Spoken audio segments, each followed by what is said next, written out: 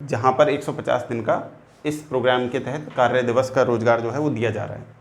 ये आप ध्यान रख लेंगे। अभी हम बात करते हैं आगे, इसमें 150 डेज का हो गया भाई, ये भी क्लियर है। अब बात करते हैं मजदूरी की, यानी आपको जो, क्योंकि वेज रेट है, मजदूरी है भाई, आपको मिलना है, तो कितने रुपए मिलेगी, कैसे मिलेगी, क्या होगा। तो जब प्रोग्राम की स्टार्टिंग हुई,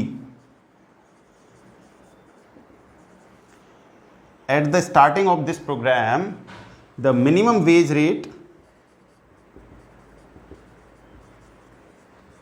यानी कि जो मिनिमम वेज रेट था उस टाइम पर, ये कितना था, 60 रुपीज़, 60 रुपये।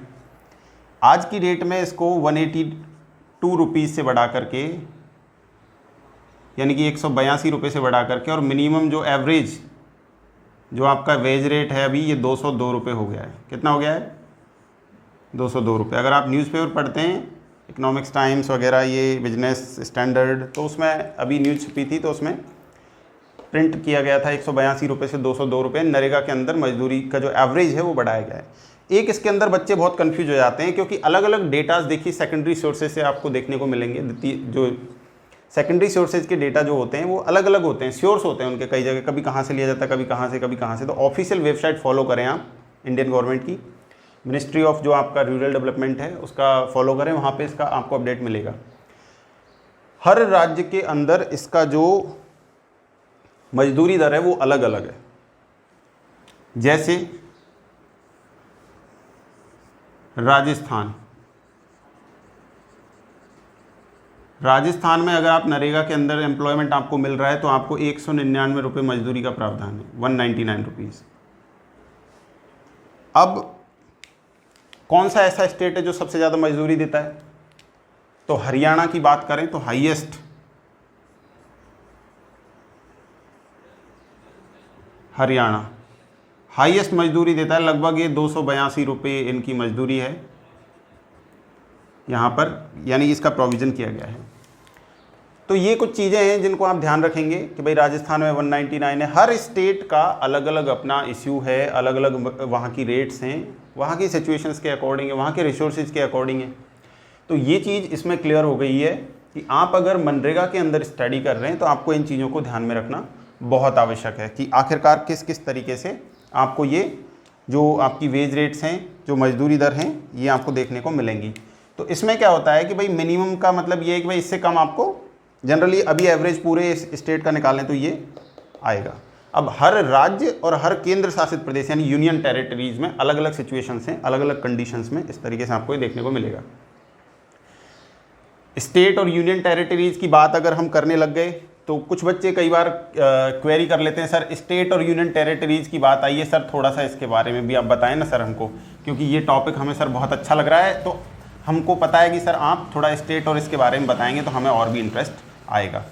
तो चलिए बच्चों, आपके नॉलेज के लिए जो है हम आपको आज लेकर के चलते हैं सीधा इंडिया के स्टेट और यूनियन टेरिटरीज की तरफ, और बहुत कम टाइम में हम आपको बताएंगे कि आखिरकार क्या इनिशियल चेंजेस हैं इनके अंदर। तो सबसे पहले मैंने यहाँ पर ये इंडिया है, ये यहाँ पर मैंने लिखा स्टेट, और ये मैंने यहाँ पर लिखा यूनियन टेरिटरीज, यूटी, केंद्र शासित प्रदेश इसको बोला जाता है। तो स्टेट इंडिया के अभी जो हैं वो हैं 28 स्टेट्स, ये ध्यान रखेंगे आप। यूनियन टेरिटरीज का जो नंबर है हमारा वो है 08, union territories in India now, आज की डेट पर। इसमें क्या चेंज हुआ है इनिशियली, इसमें चेंज हुआ है भाई, पहले जम्मू कश्मीर जो हमारा राज्य हुआ करता था, अभी यहाँ पर JNK यानी जम्मू और कश्मीर जो है इसको अलग से यूनियन टेरिटरी बना दिया है। एक और पार्ट किया गया है इसका, वो है लद्दाख, लद्दाख को भी अलग से यूनियन टेरिटरी बना दिया गया है। कुछ बच्चे जो ज्योग्राफी के हैं वो काफ़ी क्वेरी करते हैं कई बार मेरे से, जब मैं स्कूल में टीचिंग करा रहा होता हूँ, तो कि सर जम्मू कश्मीर के बारे में कुछ और भी इसमें ऐड हुआ है। तो मैं आपको बता देता हूँ, JNK में जो आपका जम्मू है ये रहेगी आपकी शीतकालीन राजधानी, विंटर कैपिटल, और जब गर्मियाँ आएंगी तो JNK यूनियन टेरिटरी का जो कैपिटल रहेगा वो रहेगा श्रीनगर।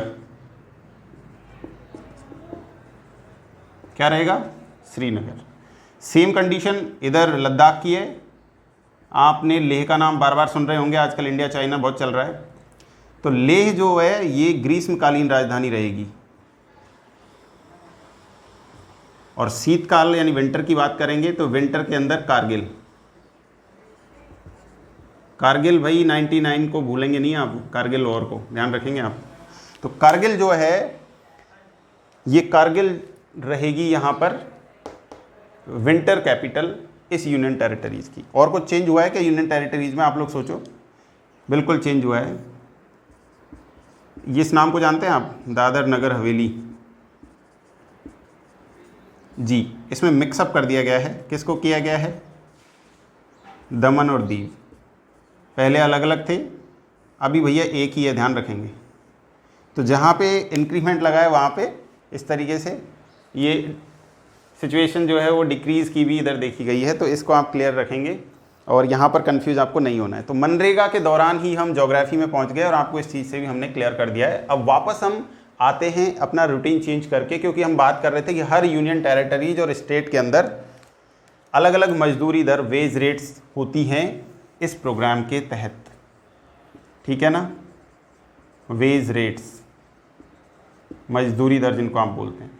अब हम वापस वहीं चलेंगे और बात करेंगे इस प्रोग्राम की कुछ और इम्पॉर्टेंट चीज़ों की जो एग्ज़ाम के पॉइंट ऑफ व्यू से आपको जानना बहुत ज़रूरी है।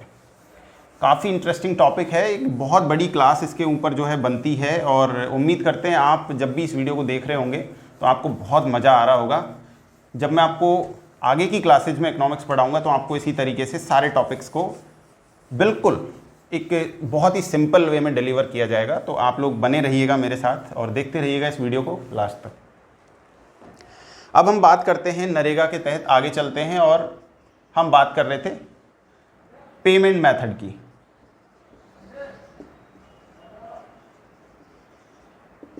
पेमेंट मेथड की बात करते हैं तो जो हमारा लेबर है, श्रमिक है, आखिरकार उसको पेमेंट कैसे किया जाना है।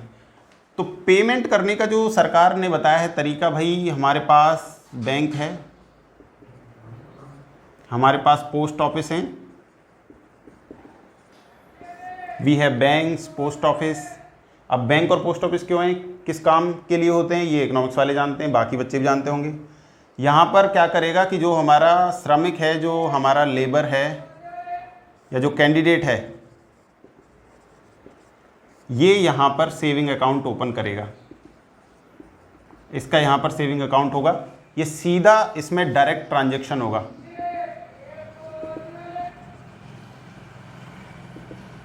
तो जो डायरेक्ट ट्रांजैक्शन होगा उसके अकाउंट में, यानी जो उसका जो वेज रेट है, मजदूरी है, उसका जो ट्रांजैक्शन होना है, तो ये ध्यान रखेंगे आप कि डायरेक्ट ट्रांजैक्शन जहाँ भी हो रहा है वहाँ पर क्या है कि करप्शन को कम करने में काफ़ी हेल्पफुल है ये। अब कई बार क्या होता है कि भाई आजकल बहुत चर्चा हो रही है इंटरनेट नहीं है, तो भाई कई लोगों को तो क्या है कि मोबाइल ही अच्छा नहीं लगता। अगर इंटरनेट नहीं, और वास्तव में देखा जाए तो इंटरनेट के बिना आप मोबाइल का, लैपटॉप का, इनका जो यूज़ करते हैं आपको बहुत बुरा लगेगा, 5 मिनट भी नहीं ले सकते आप, ठीक है। तो अगर मान लीजिए उस इलाके में इंटरनेट की अवेलेबिलिटी नहीं है तो बैंक का सर्वर काम नहीं करेगा, पोस्ट ऑफिस वालों का नहीं करेगा। अब मजदूरी का पेमेंट कैसे हो, जबकि इस प्रोग्राम की खास बात है कि आप मजदूरी का भुगतान विलंब नहीं कर सकते, यानी कि आपको टाइम पर करना है। और ये 15 दिन से मैक्सिमम इसके लिए दिए गए हैं, मैक्सिमम 15 डेज, 15 दिन में करना है। अगर 15 दिन में मजदूरी का भुगतान नहीं किया उस पर्सन को, तो आपको जो है मुआवजा देना पड़ेगा। क्या देना पड़ेगा? आपको मुआवजा देना पड़ेगा। किसको? उस व्यक्ति को जिसने कार्य किया है। तो ये चीज़ भी आपको क्लियर हो गई मनरेगा के तहत। अब बात कर रहे थे हम यहाँ पर कि भाई इंटरनेट नहीं है, बैंक नहीं है, पोस्ट ऑफिस नहीं है उस गांव में, तो वहाँ पे क्या है कि डायरेक्ट पेमेंट का आपको राइट है। अब डायरेक्ट पेमेंट में सरकारी कर्मचारी आएगा और जो आपका ग्राम पंचायत का HOD है वो आएगा। अब ये लोग डिसीजन लेंगे भाई अब पेमेंट कैसे करना है। अब फिर करप्शन आ जाएगा यहाँ पर, फिर भ्रष्टाचार की बात होने लगेगी। तो डायरेक्ट पेमेंट इन केसेज में किया जा सकता है, लेकिन इसके लिए काफ़ी आपको परमिशन लेनी होगी। अगर कोई गवर्नमेंट का ऑफिसर है तो उसको भी परमिशन लेनी है, ग्राम पंचायत का जैसे मान लीजिए सरपंच है तो उसको भी काफ़ी लोगों को अपने साथ रख करके ये पेमेंट किया जाना होता है। तो ये तो बात हो गई इसमें जो पेमेंट मेथड्स की। हाँ, इस प्रोग्राम में कुछ बातें ऐसी हैं कि इकोनॉमिक स्टेबिलिटी तो ये आपको देता ही देता है, साथ में जो लाइवलीहुड की अगर हम बात करें, लाइवलीहुड का मतलब कि आपको खाने पीने की चीज़ें ये वो सब, मतलब आपका जो जीवन है उसके लिए भी लाइवलीहुड को इंक्रीज़ करने वाला या इसको इसकी स्टेबिलिटी जो है शो करने वाला प्रोग्राम भी है। सोशल वेलफेयर प्रोग्राम है दरअसल, अगर हम कहें सोशल वेलफेयर प्रोग्राम, तो ये लाइवलीहुड को भी इसमें बहुत ज़्यादा ध्यान रखा जाता है, आपका जो जीवन है उसको, ठीक है ना। तो कोशिश की जाती है कि सभी लोगों को यहाँ पर ज़रूरत की चीज़ें मिल जाएं, उनको इतना बेसिक यानी कि अमाउंट मिलता रहे जिससे कि वो समाज में जी सकें, उनकी इकोनॉमिक जो है वो स्टेबिलिटी है वो बनी रहे। तो ये बातें कर ली हमने यहाँ पर। अब इसके बारे में, पेमेंट के बारे में, चलिए भाई पेमेंट भी हो गया आपको। अब पेमेंट के बाद बात आती है कि भाई आखिरकार पैसे की जब बात आई तो फाइनेंस मिनिस्टर को कौन भूलेगा, वित्त मंत्री जी को कोई नहीं भूलेगा, आप भी नहीं भूलेंगे। तो बताइए कौन है हमारा वित्त मंत्री। अभी कई बच्चे तो जेंट्स का नाम याद कर रहे होंगे, भाई कौन है, सर ने पूछा है तो कौन ही होगा कोई। तो देखिए मैं आपको बता देता हूँ कि हमारी जो माननीय मंत्री महोदय हैं निर्मला सीतारमण जी, वो हैं हमारी फाइनेंस मिनिस्टर अभी। तो यहाँ पे फाइनेंस मिनिस्टर जो हैं ये हैं हमारी निर्मला सीतारमण, ये ध्यान रखेंगे आप। अब ऑफिशियल्स की बात कर रहे हैं तो हम ऑफिशियल्स में काफ़ी ऐसी चीज़ें आपको नरेगा के तहत बताएंगे जो यहाँ पर आपको ध्यान रखना बहुत ज़रूरी है। ये वेरी इंपॉर्टेंट है बच्चों, भूलना नहीं है कि 100 डेज का जो एम्प्लॉयमेंट है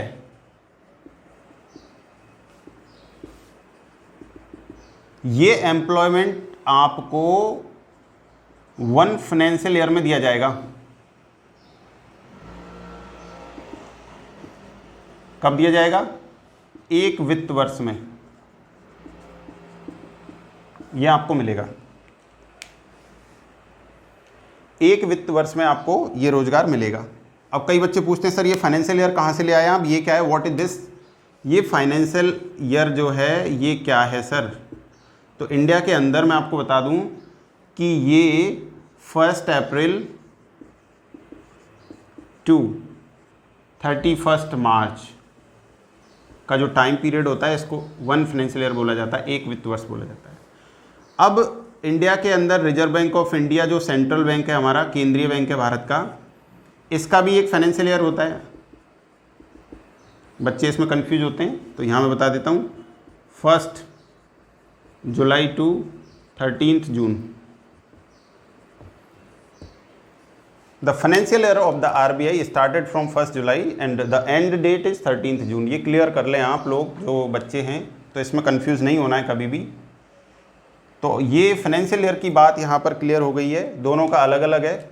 अब ये कहेंगे सर ये बनाया कैसे फाइनेंशियल ईयर, ये क्या चीज़ है, तो भाई साहब इसके बारे में हम आपको बता देते हैं कि 1867 का अगर टाइम पीरियड आपको याद है, इस ज़माने में हम स्वतंत्र थे क्या, आप बताओ, फ्रीडम मिली थी क्या, नहीं मिली थी। कौन राज कर रहा था, ब्रिटिशर्स कर रहे थे। तो एक तरीके से मैं ये कहूँगा कि ये एडॉप्टेड है, फाइनेंशियल ईयर का जो सिस्टम है ये क्या है, एडॉप्टेड है, अंग्रेज़ों से जो है एडॉप्ट किया गया सिस्टम है और इस तरीके से उसी को हम फॉलो करते आ रहे हैं अभी अभी। इसमें यहाँ पर आरबीआई के बारे में थोड़ा सा चेंज देखने को मिल सकता है आपको आने वाले समय में। हाल ही में विमल जालान गवर्नर भी रहे, इनकी जो कमेटी है, कमेटी की स्पेलिंग काफ़ी बार पूछी जाती है भाई साहब एग्जाम्स में, कंपटीशन में ना, COMMITTEE। मैं इंग्लिश का स्टूडेंट नहीं हूँ ना ही टीचर हूँ, लेकिन फिर भी कुछ चीज़ें ऐसी हैं जो याद रहती हैं, काफ़ी बार एग्जाम में मैंने इसको देखा है। तो ये जो विमल जालान कमेटी बनाई गई थी, इसने रिकमेंडेशन दी है कि आरबीआई का जो फाइनेंशियल ईयर है ये सेम होना चाहिए इंडियन गवर्नमेंट के फाइनेंशियल ईयर के जैसा, 1 अप्रैल से 31 मार्च, इसके पैरेलल चलना चाहिए। तो अभी पहली बार आज तक, क्योंकि ये जो आरबीआई का फाइनेंशियल ईयर है ये 1940 से चला आ रहा है। कब से चला आ रहा है, 1940 से। पहली बार जो 2020 और 21 का फाइनेंशियल ईयर है आरबीआई का, ये 9 महीने का होने वाला है, केवल 9 मंथ्स, ठीक है ना। कोविड-19 चल रहा है, काफ़ी प्रॉब्लम है इसकी वजह से, केवल 9 महीने का। और अगले साल से ये प्रावधान किया जाना है कि भाई ये भी सेम है जिसके कर दिया जाए। अभी तक नहीं हुआ है, अभी तक हम रिमेन इसी पे हैं, 1 जुलाई टू 13 जून, ध्यान रखेंगे अपन। तो ये कुछ चीज़ें थी जो मनरेगा के तहत मैंने आपको क्लियर कर दी। जब हम बात करते हैं वित्त वर्ष की, फाइनेंशियल ईयर की, तो निर्मला सीतारमण जी हमारी फाइनेंस मिनिस्टर हैं। 100 डेज़ का एम्प्लॉयमेंट इस प्रोग्राम के अंदर दिया जाना है और वो एक फाइनेंशियल ईयर में आपको दिया जाना है। अब मान लीजिए कि आपको रोज़गार मिल गया है, तो आप एक वीक में कितना काम करेंगे, तो आपको इस प्रोग्राम के तहत 6 डेज़ लगातार आपको कार्य करना पड़ेगा। यानी एसेंशियल नहीं है, आपको 6 दिन का कार्य करना मिलेगा, वीक में आपको छुट्टी मिलेगी एक। 6 दिन आप काम कर सकते हैं कंटिन्यू, ये प्रावधान है मनरेगा के तहत, ये भी चीज़ नोट करने वाली है। अब बात करते हैं कि कार्य क्या क्या कराए जाते हैं, इसमें आपको क्या क्या करना पड़ेगा, तो काफ़ी इंटरेस्टिंग है भाई।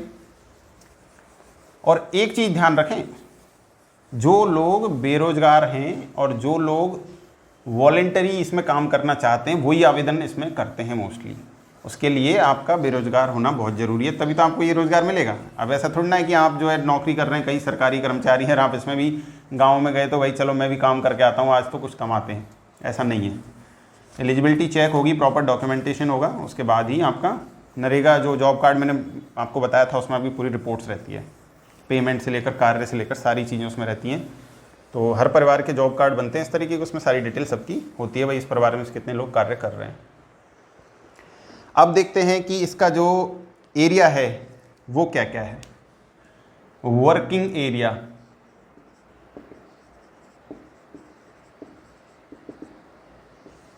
ठीक है ना। तो वर्किंग एरिया के बारे में जब हम बात करते हैं तो कुछ चीज़ें हमें ध्यान में रखना ज़रूरी है। जैसे वर्किंग एरिया की बात आई तो नो डाउट, क्योंकि विलेज एरिया में ही प्रोग्राम जो है वो चलता है ज़्यादातर गाँव में, तो आपको क्या करना है कि गांव में क्या क्या, जैसे आप देखते होंगे कभी भी आप गांव जाते हैं शहरों से, जैसे कुछ स्टूडेंट पढ़ रहे होते हैं, जब गांव जाते हैं देखते हैं कुछ लोग कार्य करते हुए दिख जाते हैं इधर उधर, तो आप जल संरक्षण का आपसे कार्य कराया जा सकता है, वृक्षारोपण कार्य आपसे कराया जा सकता है, यानी आपको मदद करनी है उस कार्य में सरकार की, है ना। आपको कोई भी जैसे बाढ़ आपदा से बचाने के लिए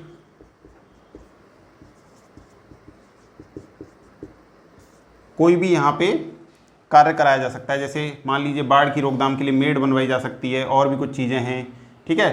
तो ये चीज़, और क्या क्या हो सकता है भाई, मान लीजिए गांव में कोई सड़क का कार्य चल रहा है, तो सड़क कार्य में आपको योगदान देना पड़ेगा, कार्य करना पड़ेगा। कई बार ऐसा होता है कि कई श्रमिक ऐसे होते हैं जो फिजिकली इतने साउंड नहीं होते, मजबूत नहीं होते, तो वो पेयजल की व्यवस्था करते हैं, ठीक है ना। गांव में मान लीजिए कि कोई आपका ऐसा तालाब है, उसकी सफाई करवाई जा सकती है, ठीक है ना। कोई भी आपकी झील है उस गांव में, उसकी सफाई कराई जा सकती है, ठीक है। पर्यावरण की चीज़ें भी इसमें ध्यान में रखी जाएंगी। और क्या क्या इसमें करवाया जा सकता है आपसे, जैसे कि गांव में जैसे साफ़ सफाई की कोई भी अगर प्रोग्राम है, मान लीजिए आपके गाँव के जो आपकी जो ग्राम पंचायत है, वहाँ के सरपंच हैं, तो वो सैनिटेशन, साफ सफाई, इसका कार्य भी इसमें कराया जा सकता है। क्योंकि मोस्टली इसका जो नेचर है प्रोग्राम का, इसमें क्या होता है कि ये जो स्किल्ड पर्सन हैं इनकी अवेलेबिलिटी नहीं होती, कम होती है, होती नहीं है। तो एक्चुअली क्योंकि स्किल्ड नहीं है तो आपको फिजिकली कार्य करवाना पड़ेगा, यानी ऐसा कोई भी कार्य, तो मैंने आपको कुछ बताए हैं इसमें से, और भी बहुत सारे इसमें कार्य हो सकते हैं। तो यहाँ पर अगर आप स्किल्ड नहीं हैं तो भी चलेगा, नॉन स्किल्ड अगर वर्कर हैं तो भी आपको चलेगा। तो ये कुछ कार्य हैं, वर्किंग एरियाज़ हैं जो आपको इस प्रोग्राम के दौरान करने पड़ेंगे। ये काम आपसे करवाए जा सकते हैं। अब बात ये आती है कि भाई कि जब आप नरेगा के बारे में बात कर रहे हैं और इस प्रोग्राम के बारे में बात कर रहे हैं, तो वर्ल्ड के रेस्पेक्ट में आखिरकार इस प्रोग्राम का क्या इम्पोर्टेंस है, तो आइए जानते हैं उसके बारे में भी कि विश्व स्तर पर इस प्रोग्राम की बदौलत भारत की जो छवि है वो कैसी है। तो भाई मैं आपको बता देता हूँ इसके बारे में बच्चों, बिल्कुल आपको क्लियर रहना है, बिल्कुल डाउट नहीं करना है। वर्ल्ड लेवल पर ये प्रोग्राम पूरी तरीके से छाया हुआ है। आपने ये नाम सुना है कभी, वर्ल्ड बैंक है? स्टेट बैंक ऑफ इंडिया में तो आपका अकाउंट हो सकता है, लेकिन वर्ल्ड बैंक में है क्या भाई? नहीं है। नाम सुना होगा, सुना है आपने नाम। वर्ल्ड बैंक का कहना है, या वर्ल्ड बैंक की जो रिपोर्ट होती है जिसको हम बोलते हैं वर्ल्ड डेवलपमेंट रिपोर्ट, विश्व विकास रिपोर्ट, मैं लिख देता हूं इसको, वर्ल्ड डेवलपमेंट रिपोर्ट,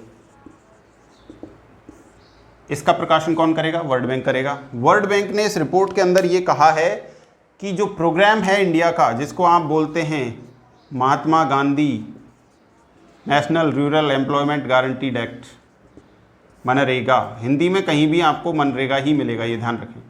तो ये स्पेशल एग्जाम्पल है, स्पेशल एग्जाम्पल सेट करता है पूरे वर्ल्ड में। ऐसा कोई भी प्रोग्राम नहीं है जो इस प्रोग्राम का मुकाबला करे, ये वर्ल्ड बैंक का मानना है। स्पेशल एग्जाम्पल है कि ये आपको रोजगार की गारंटी देता है, गारंटीड एम्प्लॉयमेंट। ऐसा कोई प्रोग्राम नहीं है जो आपको गारंटी दे। एम्प्लॉयमेंट के बहुत सारे प्रोग्राम आप इंडिया में भी देख सकते हैं, लेकिन ऐसा प्रोग्राम नहीं है जो आपको गारंटी के साथ रोजगार दे। और विश्व लेवल पर अगर मैं एक तरीके से ये कहूँ तो इसने हमारी जो रिपोर्ट है वो पॉजिटिव की है। लोग कहते हैं भाई कि सीखिए इंडिया से, उन्होंने ये प्रोग्राम चलाया, बहुत ही ज़बरदस्त प्रोग्राम है और यहाँ पर हमारी छवि बहुत अच्छी है। तो ये वर्ल्ड के एस्पेक्ट्स में हो गया भाई। अब वर्ल्ड के एस्पेक्ट में बात कर ली हमने, तो अभी हम आगे कुछ और चीज़ें हैं जिनके बारे में बात करेंगे। वर्ल्ड बैंक का एक दिन आपको स्पेशल टॉपिक बताएंगे इंडियन इकोनॉमिक्स, जब हम आपको टीचिंग करवाएंगे तब। तो अभी के लिए केवल इतना ही। अब मनरेगा की हम बात कर रहे हैं, तो ये वर्ल्ड बैंक वाला मुद्दा क्लियर हो गया कि भाई इस तरीके से हमारा एस्पेक्ट्स है। अब हम बात करते हैं इंडिया के अंदर प्रेजेंट सिनेरियो की। तो भैया अभी अभी जो टाइम पीरियड गुजरा है मार्च से, जिसमें आप लोग बार बार ये शब्द देख रहे हैं कोविड-19, ये बहुत ख़तरनाक चीज़ है भाई। तो इसने क्या है कि सारे एम्प्लॉयमेंट प्रोग्राम को हिला करके रख दिया। लेकिन ये जो अपना जो प्रोग्राम है महात्मा गांधी, और जिसको आप आगे लिखते हैं नरेगा, भाई ये आज भी सक्सेसफुल रहा है। इसमें सक्सेसफुल कैसे रहा है कि इसके अंदर 40% एम्प्लॉयमेंट जो डिमांड है ये इंक्रीज़ हुई है भाई इस टाइम पीरियड के दौरान, ड्यूरिंग द कोविड-19। अब जब डिमांड बढ़ गई है, और इस प्रोग्राम की खास बात क्या थी, मैंने आपको स्टार्टिंग में बता दी थी कि अगर आप आवेदन कर देते हैं तो सरकार को रोज़गार देना पड़ेगा, मजबूरी है सरकार की, गारंटी दे चुके हैं वो लोग। अब डिमांड क्यों बढ़ी भाई? डिमांड बढ़ने का सीधा सीधा तरीका है, आपने देखा होगा कि जो हमारे प्रवासी मजदूर भाई थे जो शहरों में काम करने जाते हैं, कोविड-19 के दौरान ये कहाँ लौट आए? गाँव में। अब गाँव में क्या है, रोज़गार नहीं है। खेती में तो आप जानते हैं भाई वहाँ तो टाइमली मिलता है कभी कभी, ठीक है। तो गाँव में आ गए, तो गाँव में आते ही इन्होंने कर दिया आवेदन। आवेदन इन्होंने कर दिया, तो आवेदन कहाँ कर दिया? ग्राम पंचायत में करेंगे। जिस ग्राम पंचायत का जो HOD है, अब उसका काम हो गया भाई एम्प्लॉयमेंट दो, सरकार के पास दावा करेगा वो। तो यहाँ पर इसके लिए कि अब इनको देना ही पड़ेगा रोज़गार, नहीं तो फिर अगर रोज़गार नहीं दिया तो फिर इनको बेरोजगारी भत्ता दो आप। तो इसके लिए क्या किया है कि हमारी जो निर्मला सीतारमण जी हैं, ये कहती हैं कि भाई हमने 40,000 करोड़ का बजट जारी किया है इस प्रोग्राम के लिए। क्यों किया है? कि इसमें डिमांड बढ़ चुकी है एम्प्लॉयमेंट की। तो ये चीज़ भी बहुत अच्छी है, इसके लिए thank you so much for Nirmala Sitharaman ji कि आपने लोगों का ध्यान रखा है। एक बात और इस प्रोग्राम के तहत मैं आपको बता देता हूँ कि 13.5 लाख यानी 13.5 करोड़, ये यहाँ पर ध्यान रखेंगे, 13.5 करोड़ लोगों के नरेगा जॉब कार्ड है, जिनमें से लगभग 8.5 करोड़ लाभान्वित हैं। लगभग 8.5 करोड़ लोगों को रोज़गार ये प्रोग्राम देता है। अब आज के ज़माने में आप बताइए कि इतना वाइड अगर कॉन्सेप्ट आपको देखने को मिलेगा, इतने लोगों को रोज़गार मिलेगा। अगर आप इंडियन इकोनॉमिक्स पढ़ते हैं, आप ज्योग्राफी पढ़ते हैं, आप स्टूडेंट्स हैं, आप NCERT के हैं, कंपटीशन की तैयारी कर रहे हैं, तो इंडिया का पॉपुलेशन जो आपको सेंसस 2011 के अकॉर्डिंग बताया गया है, तो वहाँ 121 करोड़ तो तभी है भाई, तो उसमें से 8.5 करोड़ लोगों को ये रोज़गार दे देता है ये प्रोग्राम। ठीक है, अब बात करते हैं कि भाई प्रोग्राम रोज़गार दे रहा है, चलो ठीक है, बहुत अच्छी बात है, इतना दे रहा है, ये सब चीज़ें हैं, इसके लिए ये प्रोग्राम है। जब भी मुआवजे की बात आएगी, यानी अगर मजदूरी का पेमेंट नहीं हुआ है तो राज्य सरकार मुआवजा भुगतेगी, राज्य सरकार पेमेंट करेगी। जब भी अगर आपको एम्प्लॉयमेंट नहीं मिलेगा तो बेरोजगारी भत्ता भी जिम्मेदारी बन जाएगी राज्य सरकार की, केंद्र सरकार बेरोजगारी भत्ता इसमें नहीं देगी। 2-3 चीज़ें खास बात आपको ध्यान रखनी है। अब लास्ट में बात आती है क्रिटिकल इवैल्यूएशन। इवैल्यूएशन जानते हैं ना आप, मूल्यांकन जिसको बोलते हैं। किसी भी प्रोजेक्ट का अगर आपको चेक करना है कि ये सक्सेसफुल है, क्या है, कैसे है, भाई फ़ायदेमंद है इंडियन इकोनॉमी के लिए, नहीं है, क्या है, तो इसके बारे में जो है क्रिटिकल एवैल्यूएशन जरूरी हो जाता है। तो यहाँ पर भी कई इकोनॉमिस्ट हैं जिन्होंने इसका क्रिटिकल एवैल्यूएशन किया है। आलोचना करना बहुत ज़रूरी है, देखो उससे आलोचनाओं से ही आदमी बड़ा बनता है, प्रोग्राम भी अच्छा बनेगा, सरकार सुधार करेगी। तो जो आपका यहाँ पर क्रिटिकल एवैल्यूएशन है,